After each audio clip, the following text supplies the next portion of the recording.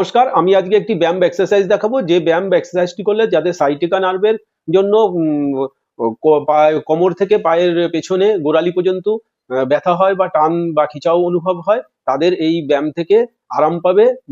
এটি একটি শীত দ্বারা বা স্পাইনের ভালো এক্সারসাইজ। এটি করলে কোমর শীত দ্বারা পিঠের ব্যথা এবং সাইটিকা নার্ভের ব্যথা থেকে আরাম পাবে।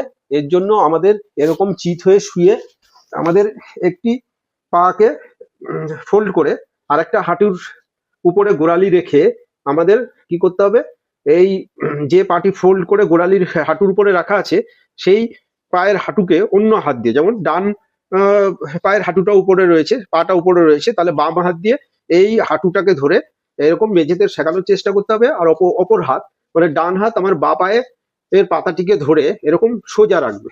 এরকম মাথা বা মাথা সোজাই থাকবে, মাথা ঘুরবে না। শুধু হাঁটুটাকে একটা পায়ের গোড়ালি টেনে ধরে রাখতে হবে আর অন্য হাঁটুটিকে মেঝেয় ঠেকানোর চেষ্টা করতে হবে, যতটা পারা যায় এরকম ধরে রাখতে হবে। হোল্ড 1 2 3 4 5 6 7 8 9 10 11 12 13 14 15 16 17 18 19 20।